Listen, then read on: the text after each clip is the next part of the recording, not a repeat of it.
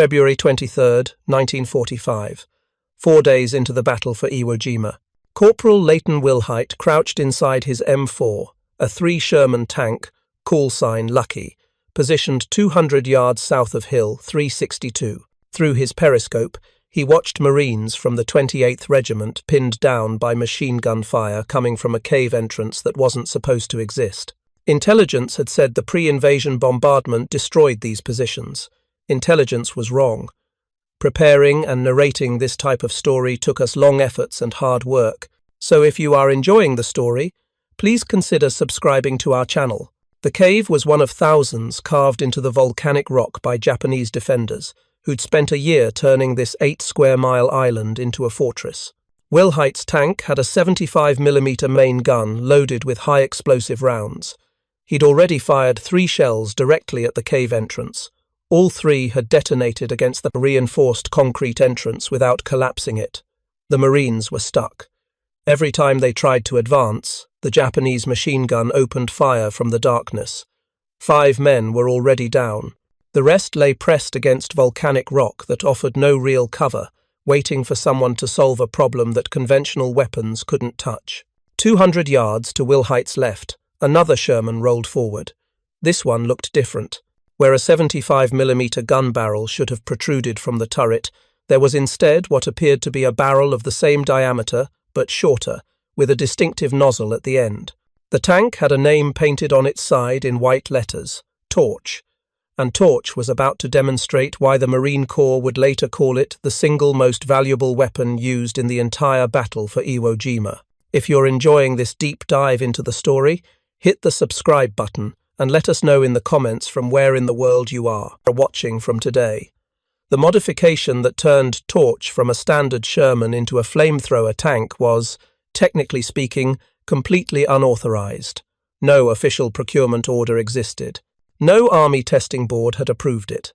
The tanks had been modified in secret by Navy Seabees working in a converted warehouse at Schofield Barracks in Hawaii, using welding equipment, spare parts, and a level of improvisation that would have horrified Army ordnance officers if they'd known the full details. The men who designed it, machinists mate first class A, Reicher and electricians mate second class Joseph Kissel, were construction battalion specialists, not tank engineers. They'd never built anything like it before, and what they created required 150 pounds of welding rod, 1,100 electrical connections, and modifications so extensive that each tank cost between $20,000 and $25,000 to convert, the equivalent of nearly $300,000 today. But right now, watching Torch maneuver into position, none of that bureaucratic detail mattered to the Marines pinned down under machine gun fire. What mattered was that Torch carried 290 gallons of napalm-thickened fuel, pressurized to 300 pounds per square inch, capable of projecting a stream of liquid fire up to 400 feet. And when the tank's operator triggered the system, what emerged wasn't just flame.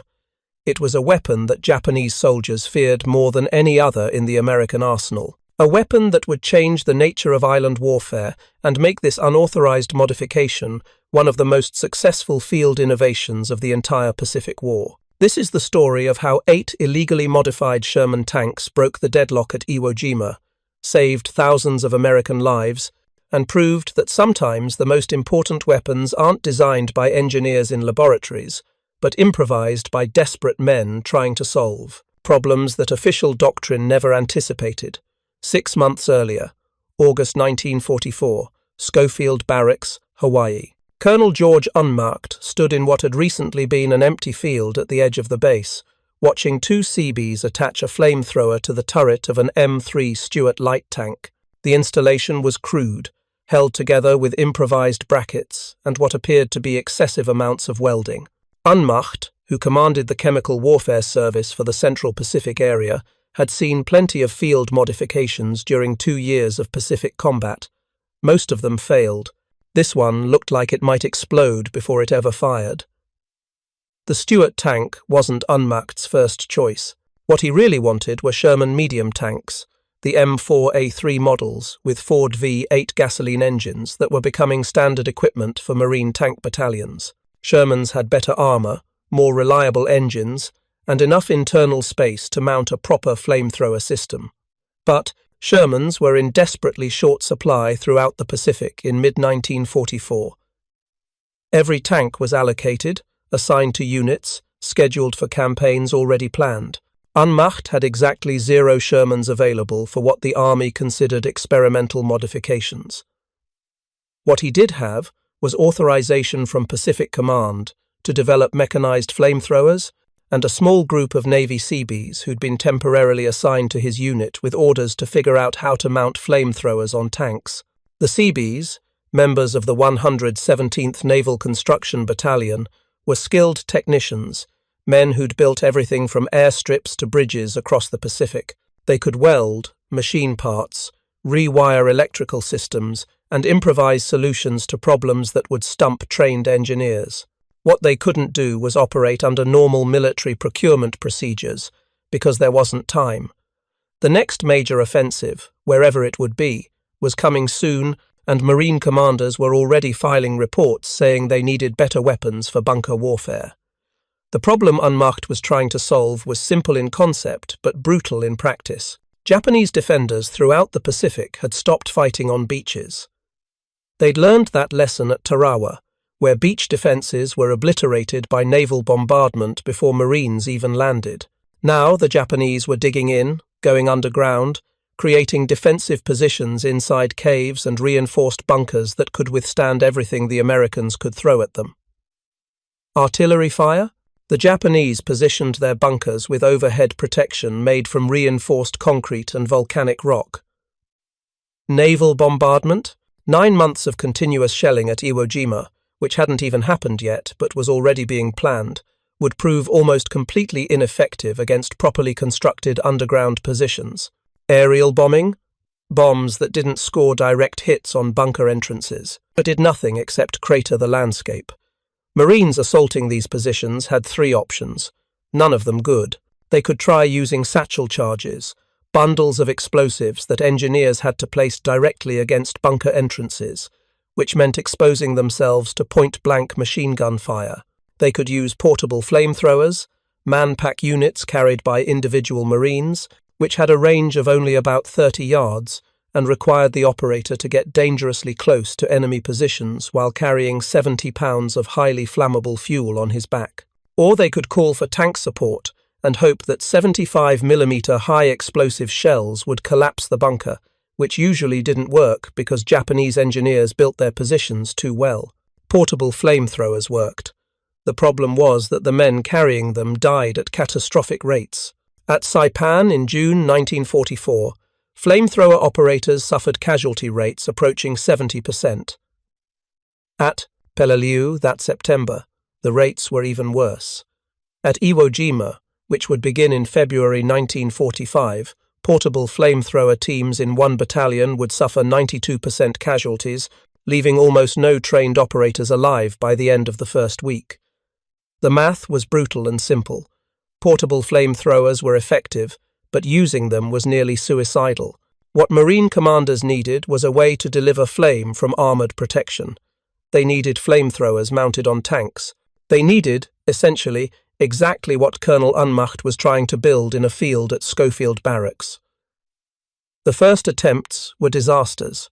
The Stuart light tank that Wehrmacht Seabees were modifying in August 1944 was one of several experimental platforms. They tried mounting commercial Ronson flamethrowers, civilian units designed for agricultural use, onto tank turrets. The Ronsons had insufficient range and inadequate fuel capacity. They tried using Navy Mark I flamethrowers, portable units that the Navy had developed for its own use and then declared unsuitable. The Navy models were too heavy and mechanically unreliable. They tried mounting the flamethrower in place of the bow machine gun, which tank crews hated because it meant losing a weapon they depended on for close-range defense against Japanese infantry attacks. Every configuration had problems. Fuel capacity was too small, range was inadequate. The mounting systems failed under combat stress. Electrical connections corroded in tropical humidity. Fuel pumps broke down. Ignition systems misfired. And most fundamentally, Light tanks like the Stuart didn't have enough armor to survive the kind of close-range combat that flamethrower operations required. Japanese defenders, when they saw a flamethrower tank approaching, directed every available weapon at it. Anti-tank guns, magnetic mines, satchel charges, everything. Light tanks with thinner armor couldn't take that kind of punishment. But Unmarked kept pushing because he understood something that many conventional military planners didn't. The Pacific War wasn't going to be won with traditional weapons. Every island the Americans captured brought them closer to Japan, and every island was more heavily fortified than the last. Tarawa had been a nightmare. Saipan had been worse. Peleliu, which was still being fought as Unmacht worked on his flamethrower tanks, was a bloodbath. And Iwo Jima, scheduled for early 1945, would be defended by 21,000 Japanese soldiers, who'd spent a year digging 11 miles of interconnected tunnels and building bunkers that American intelligence described as virtually impregnable. If the Marines were going to take Iwo Jima without losing 30 or 40,000 men, they needed something that could destroy those bunkers without requiring infantry to expose themselves. They needed armored flamethrowers, and Unmacht needed to figure out how to build them with whatever resources he could scavenge.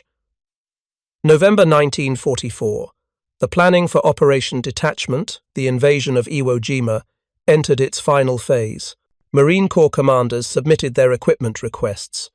They asked for more amphibious tractors, having learned at Tarawa that conventional landing craft couldn't cross coral reefs. They asked for more artillery, more ammunition, more medical supplies, and they specifically requested mechanized flamethrowers, as many as could be provided. The request landed on Unmacht's desk with a notation that was both encouraging and terrifying. The Fleet Marine Force wanted 54 mechanized flamethrowers for the operation, 54 tanks equipped with flamethrowers, 54 vehicles that didn't exist yet, because Unmacht's experimental program had so far produced exactly 2 semi-functional prototypes, both mounted on light tanks that Marine commanders had already said were inadequate for the mission. Unmacht looked at the part request, looked at his calendar, looked at the handful of Seabees working in his makeshift production facility, and did the math. Operation Detachment was scheduled to launch in early February 1945. That gave him approximately 3 months to design, build, test, and deliver 54 flamethrower tanks. It was impossible. He started making phone calls anyway. The breakthrough came when someone, Unmacht never found out who, located 8 M4A3 Sherman medium tanks that weren't allocated to active units. 8 tanks sitting in a depot somewhere on Oahu, awaiting assignment. 8 Shermans that could potentially be diverted to the flamethrower program if Unmacht moved fast and didn't ask too many questions about official procurement procedures. He grabbed the tanks before anyone could reconsider. Within 48 hours, all 8 Shermans were sitting in the warehouse at Schofield Barracks, and Unmacht's Seabees were already taking measurements, planning modifications, figuring out how to turn standard M4A3S into something no one had successfully built before. The design team consisted of machinists Mate First Class A, Reicher, and electricians Mate Second Class Joseph Kissel. Both men were Seabees, skilled technicians who'd worked on construction projects across the Pacific. Neither had formal training in tank modification or flamethrower design. What they had was practical experience, improvising solutions under field conditions, access to a warehouse full of spare parts and welding equipment, and 3 months to figure out something that should have taken Army engineers 2 years to develop properly. They started by studying the 3 flamethrower systems available: the commercial Ronson units, the Navy Mark I models, and some experimental designs that other teams had attempted. Each system had strengths and weaknesses. The Ronsons were reliable but had limited range. The Navy Mark Is had good range but were mechanically complex. The experimental designs were promising but untested. Reicher and Kissel decided to combine elements from all 3 systems, taking the best components from each and integrating them into a completely new design. They designated the CBH-1. The CB stood for Construction Battalion. The H-1 indicated it was the first Hawaii model, because they were already planning improved versions if this one worked. The The CBH-1 specifications were ambitious. The system would operate at 300 pounds per square inch of pressure, far higher than the Ronsons or Navy Mark Is. Higher pressure meant greater range and longer effective firing time. The fuel tanks, mounted inside the Sherman's hull where ammunition storage bins had been removed, would hold 290 gallons of napalm-thickened fuel. The flamethrower nozzle would be mounted in the turret, replacing the main 75mm gun, which meant the tank would lose its primary weapon, but gain the ability to project fire out to 400 feet with up to 270 degrees of traverse. The engineering challenges were substantial. Every connection between the fuel tanks, the pressurization system, the ignition system, and the flamethrower nozzle had to be leak-proof. Napalm under pressure didn't forgive mistakes. A single failed weld, a loose fitting, a corroded electrical connection, and the entire system could fail catastrophically, potentially incinerating the crew. The electrical system alone required 1,100 individual connections, each of which had to be soldered, insulated, and tested. The welding work consumed 150 pounds of welding rod per tank, with every seam X-rayed to verify integrity. The installation process took experienced Seabees approximately a week per tank, working round the clock. They would strip out the Sherman's 75mm gun and its ammunition storage, creating space for the fuel tanks. They'd install the pressurization system, which used bottled carbon dioxide to force fuel through the system at 300 psi. They'd run electrical lines from the tank's power supply to the ignition system, which used a spark plug mechanism to ignite the fuel as it emerged from the nozzle. They'd mount the flamethrower barrel in the turret, carefully aligning it so the gunner could use existing traverse controls. And they'd test every system multiple times, checking for leaks, verifying electrical connections, pressure testing the entire setup to make sure it wouldn't fail under combat conditions. The cost was staggering. Each converted tank cost between $20,000 and $25,000, roughly 10 times the cost of modifications that would normally be done at a depot facility. But the cost wasn't measured in dollars. It was measured in marine lives that might be saved if these tanks worked as designed. By January 1945, all 8 CBH-1 flamethrower tanks were complete.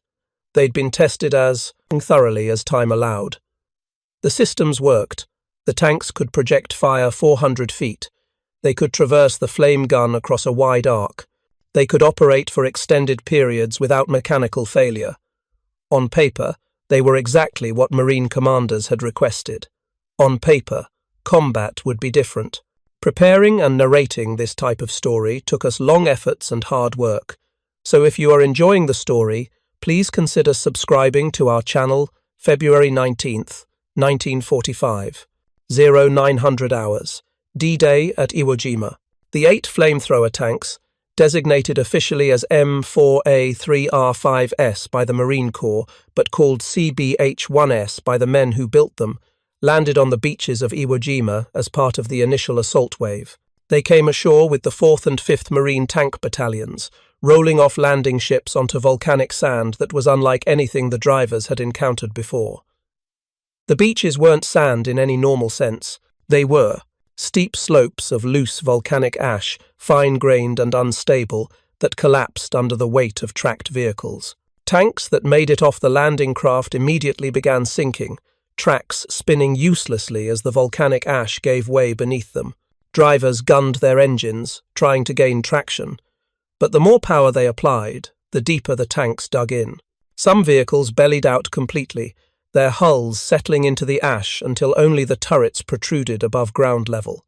Others managed to claw their way forward a few yards at a time, engines screaming, tracks throwing up fountains of black ash, moving at a crawl toward the first terrace above the beach. The flamethrower tanks faced an additional problem. Each one weighed approximately 2,000 pounds more than a standard Sherman due to the fuel tanks, pressurization system, and reinforced mounting brackets. That extra weight meant they sank deeper and struggled harder to gain traction. Tank commanders watched, helplessly as their vehicles foundered within yards of the waterline, exposed to any Japanese fire that might come from the high ground overlooking the beaches. But the Japanese weren't firing. Not yet. Lieutenant General Tadamichi Kuribayashi, commanding Japanese forces on Iwo Jima, had planned his defense carefully. Unlike previous battles where Japanese troops died defending beaches, Kuribayashi had positioned his 21,000 soldiers in depth across the island. He'd ordered them to let the Americans land, let them struggle through the volcanic ash, let them bunch up on the beaches where they'd make better targets. Then, when the beaches were packed with men and vehicles and supplies, the hidden artillery positions in the high ground would open fire. The Marines had approximately 1 hour of relative quiet after landing, 1 hour to get organized, to push inland from the beaches, to establish positions before the Japanese revealed where their real defenses were positioned.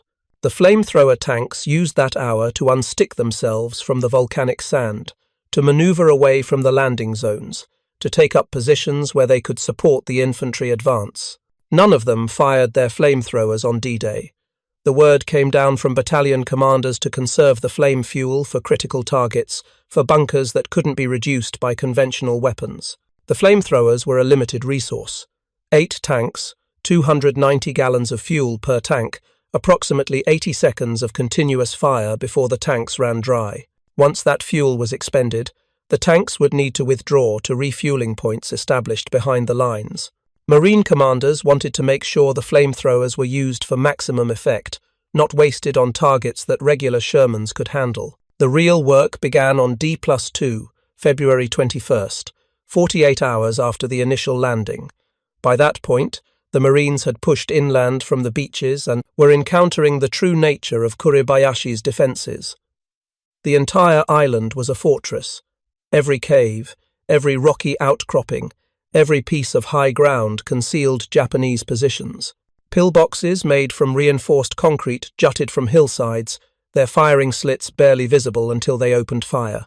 Artillery pieces were hidden in caves with steel blast doors that opened, fired, then closed before American counter-battery fire could respond. Machine gun nests were dug into the volcanic rock itself, positioned to create interlocking fields of fire that turned every avenue of approach into a killing zone. The Marines advanced by yards, not miles. They cleared positions one at a time, using tactics developed through 2 years of island fighting. Infantry would pin down a Japanese position with rifle and machine gun fire. Engineers would move forward with satchel charges, trying to get close enough to blow the entrance. If that failed, they'd call for tanks. And if regular tank fire didn't work, they called for the flamethrowers. The first combat use of the CBH-1 flamethrower tanks at Iwo Jima occurred on the morning of February 21st, when a Marine company from the 28th Regiment encountered a bunker complex on the lower slopes of Mount Suribachi. The bunker had been built into a natural cave, with a reinforced concrete facade and multiple firing ports. A single 75mm high-explosive shell had struck the facade without penetrating. Machine gun fire from the bunker had already killed 2 Marines and wounded 4 more. The company commander requested tank support. A standard Sherman moved into position and fired 3 more high-explosive rounds directly at the bunker entrance. All 3 rounds detonated against the concrete without effect. The bunker's walls were too thick, or the angle was wrong, or the Japanese had built it too well. The tank withdrew, and the company commander made another call. He wanted a flamethrower. Torch, one of the 8 CBH-1 tanks, maneuvered up a drawer that provided partial defilade from the bunker's firing ports. The tank commander, whose name has been preserved in after-action reports only as Sergeant M., positioned the Sherman approximately 200 feet from the bunker entrance. At that range, the flamethrower was well within its effective envelope. The gunner, working the turret traverse controls, aimed the flame gun directly at the bunker's main firing port. The ignition sequence for the CBH-1 was straightforward. The tank commander would call flame over the intercom. The gunner would verify aim. The driver would maintain position because the recoil from the pressurized fuel discharge could shift the tank if it wasn't properly braced. Then the gunner would trigger the system. What emerged from the flame gun's nozzle was a stream of napalm-thickened fuel, traveling at approximately 120 feet per second, pressurized to 300 psi, igniting as it left the barrel. The stream struck the bunker entrance and splashed through the firing port into the interior. Napalm didn't just burn, It stuck to surfaces, to concrete, to human flesh, and continued burning at temperatures exceeding 2,000 degrees Fahrenheit. Inside the bunker, the oxygen content dropped instantly as the fire consumed everything breathable. Anyone inside faced a choice between burning to death or suffocating. The flamethrower fired for approximately 10 seconds. That was enough. Japanese soldiers began emerging from the bunker's secondary exits, some of them on fire, all of them trying to escape the inferno inside. Marines cut them down with rifle fire. Within 30 seconds of torch triggering its flamethrower, the bunker that had resisted everything else the Marines could throw at it was neutralized. Word spread fast. By the afternoon of February 21st, every Marine infantry company on the island knew about the flamethrower tanks. They knew the tanks existed, they knew what the tanks could do, and they wanted them. Requests for flamethrower support started flooding into battalion headquarters. Companies that had been stalled for hours by bunkers that wouldn't collapse suddenly had a solution. Just bring up a flamethrower tank. The problem was logistics. 8 tanks, thousands of Marines, hundreds of bunkers that needed to be cleared. The math didn't work. The flamethrower tanks became the most requested and least available asset on Iwo Jima. Marine tank battalions adapted their tactics. Rather than assigning the 8 flamethrower tanks to specific units, they pooled them. The tanks operated from central refueling points, essentially acting as fire brigades. When a Marine company encountered a bunker, they couldn't reduce with conventional weapons. They'd call for flamethrower support. One of the 8 tanks would roll forward, engage the target, then return to the refueling point to top off its napalm tanks before responding to the next call. The system was inefficient but necessary. Each flamethrower tank could engage approximately 3 to 4 targets before needing to refuel. With 8 tanks operating across the entire Marine line, that meant roughly 24 to 32 bunkers could be engaged per fuel cycle. Given that the Marines were encountering dozens of fortified positions every day, the flamethrower tanks were constantly in motion, constantly in demand, constantly operating at the edge of their endurance. The Japanese quickly learned to fear them.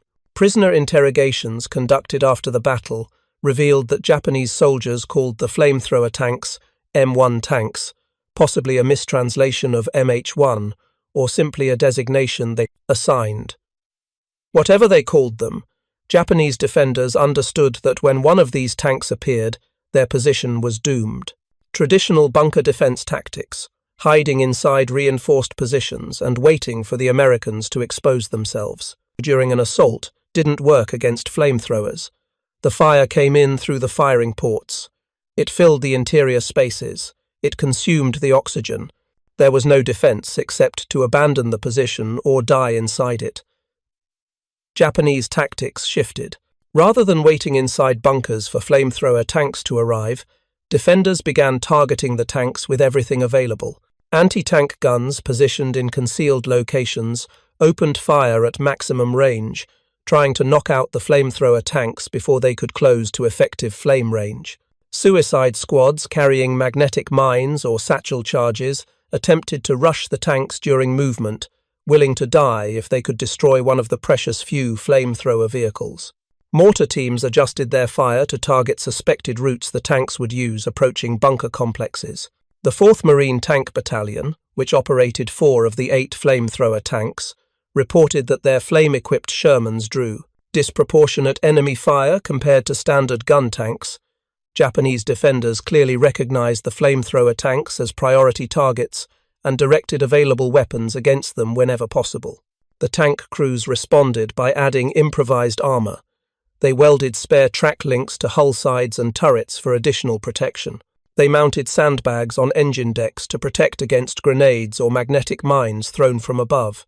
Some tanks had wire cages welded over hatches to prevent Japanese soldiers from dropping explosives directly into the crew compartment.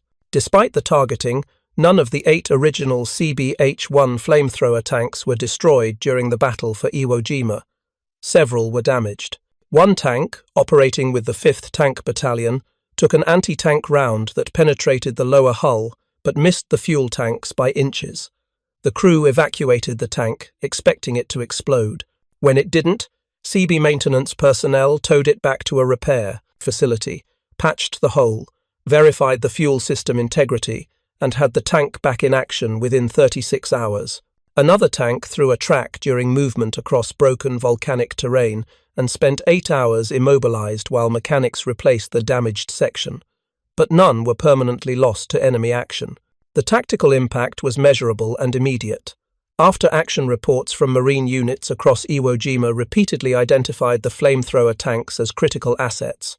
The 4th Tank Battalion's official report stated, "The flamethrower was probably the most valuable single weapon employed at Iwo Jima."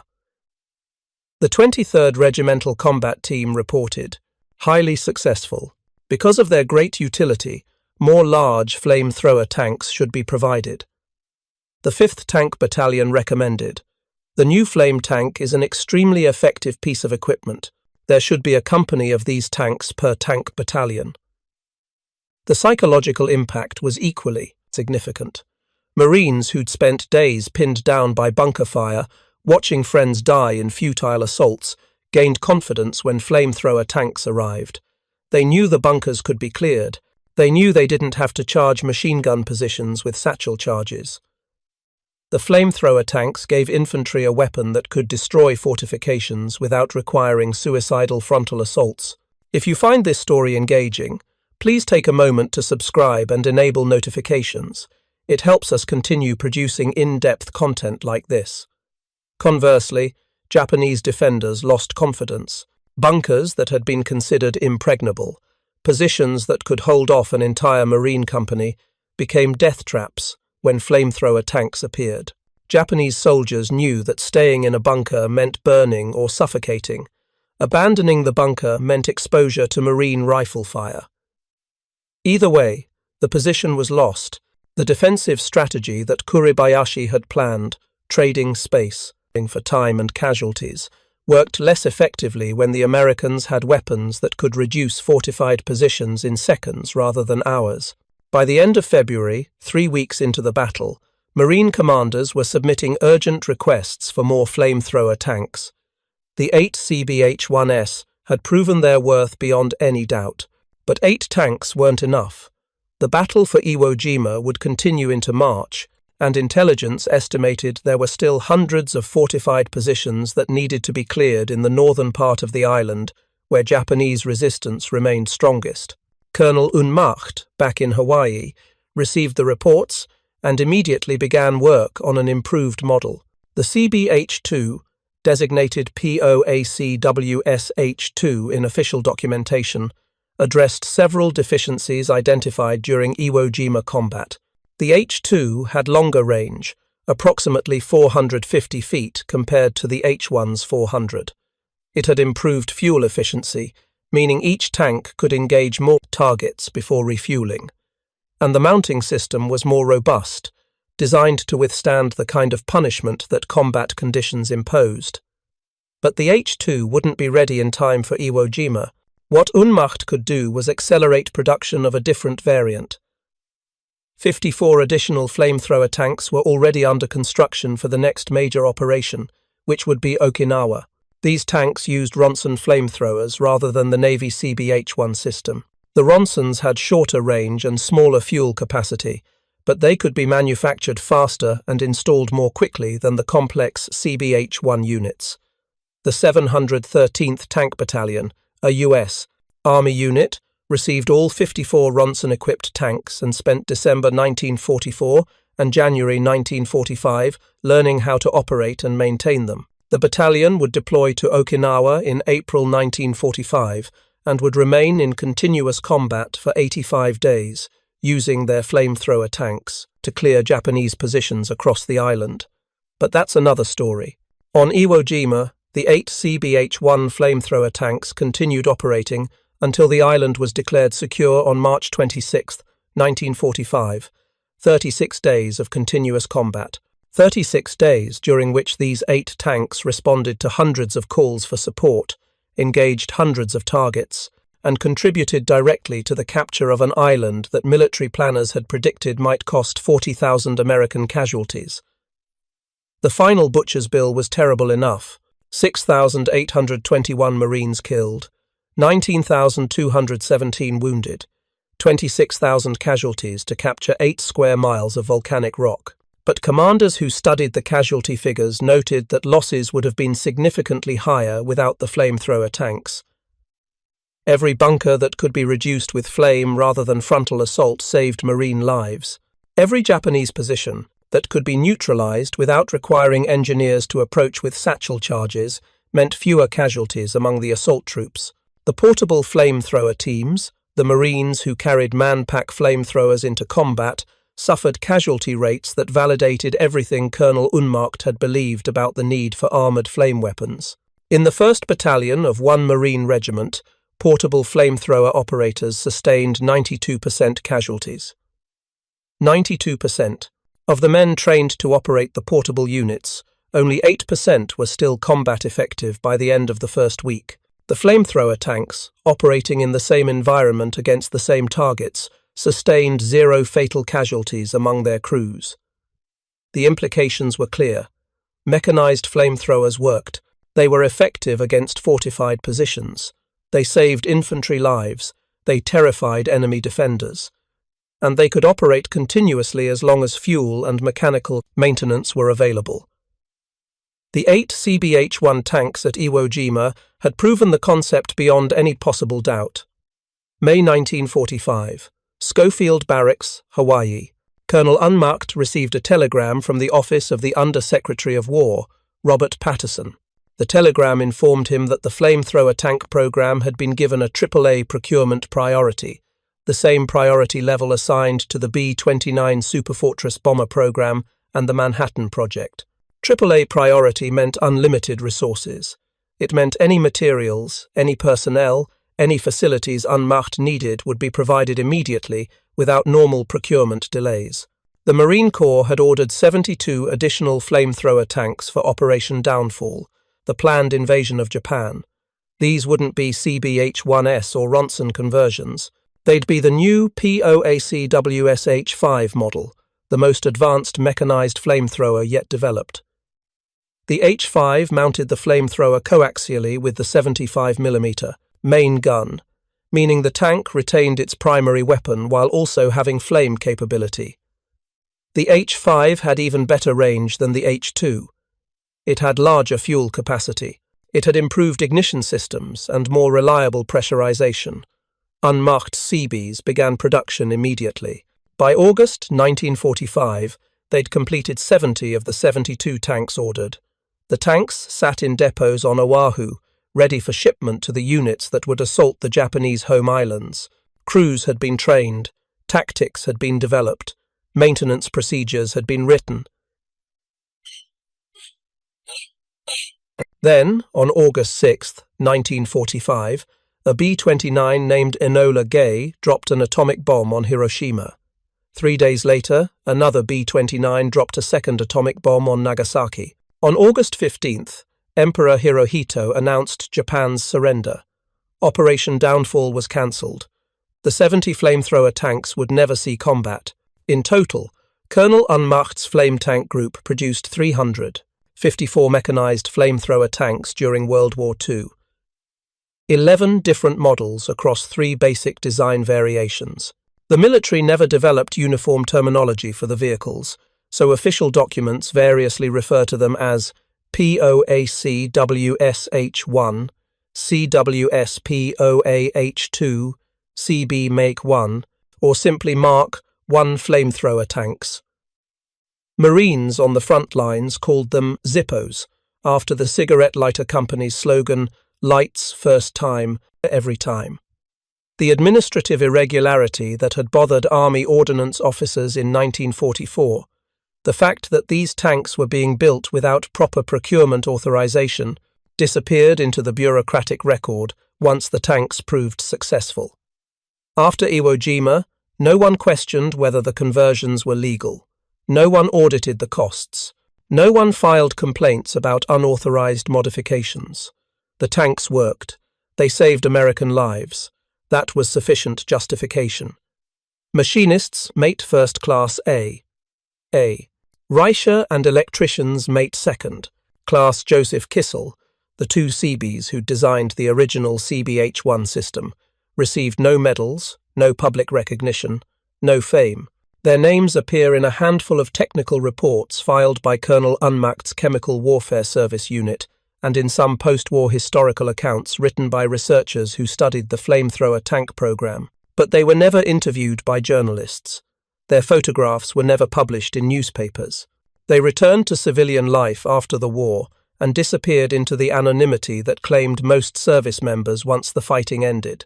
The same was true for most of the Seabees who'd worked on the production line at Schofield Barracks, welding fuel tanks into Sherman hulls, running electrical lines, pressure testing systems, converting standard tanks into specialized weapons. They'd worked round-the-clock shifts for months. They'd improvised solutions to engineering problems that should have required formal research and development programs. They'd built weapons that saved thousands of Marine lives. And when the war ended, they went home. Electricians Mate Second Class Joseph Kissel and shipfitter First Class J.T. Patterson were the only two Seabees who actually deployed to Iwo Jima with the flamethrower tanks. They accompanied the 8 CBH-1S to oversee maintenance during the battle, making field repairs, troubleshooting mechanical problems, keeping the tanks operational under combat conditions. An official Marine Corps combat photograph, taken on Iwo Jima during the battle, shows Marines resting beside a flamethrower tank with the name Comet painted on the hull and the words Widowmaker stenciled on the fake 75mm barrel that concealed the flame gun. The Seabees who kept Comet running aren't in the photograph. They were probably back at the maintenance depot, working on another tank. The legacy of the unauthorized modifications extended far beyond World War II. The flamethrower tanks, that proved so effective at Iwo Jima and Okinawa, remained in Marine Corps inventory after the war. When North Korea invaded South Korea in June 1950, prompting American military intervention, Marine tank battalions deployed to Korea with POACWSH-5 flamethrower tanks in their formations. The tanks were used during the Incheon landing in September 1950 and throughout the subsequent campaigns. Korean War veterans described the flamethrower tanks as one of the weapons the enemy fears most, echoing reports from the Pacific War 5 years earlier. The concept of mechanized flamethrowers, proven by Colonel Unmacht's improvised program in Hawaii, influenced American tank development for decades. The M67 flamethrower tank, introduced in the 1950s and used during the Vietnam War, was a direct descendant of the POACWSH series. The M67 mounted a flamethrower in an M48 Patton tank hull, retaining the coaxial design philosophy that Reicher and Kissel had pioneered, with the H5 model. American forces used M67 flamethrower tanks throughout Vietnam for bunker clearing and jungle operations, missions conceptually identical to those performed at Iwo Jima 20 years earlier. The tactical doctrine for employing mechanized flamethrowers, developed through trial and error during Iwo Jima and Okinawa, became standard Marine Corps procedure. Tank battalions were organized to include dedicated flamethrower platoons. Infantry officers were trained in how to coordinate flame tank support. Maintenance procedures for the complex pressurization and ignition systems were codified. What had begun as an unauthorized field modification became institutionalized military practice. 2 of the original POACWS flamethrower tanks are preserved today in museums. One POACWSH-1 and one POACWSH-5 are on display at the Mahaffey Museum at Fort Leonard Wood, Missouri, maintained by the U.S. Army Chemical Corps. The tanks sit in climate-controlled environments, their fuel systems drained and deactivated, preserved as examples of wartime innovation. Museum placards describe the tanks' specifications, their combat record, and their significance in the development of mechanized flamethrower doctrine.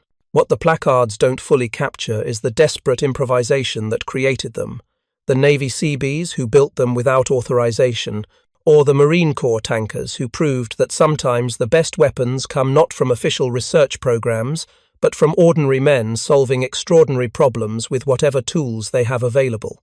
Thank you for watching. For more detailed historical breakdowns, check out the other videos on your screen now, and don't forget to subscribe.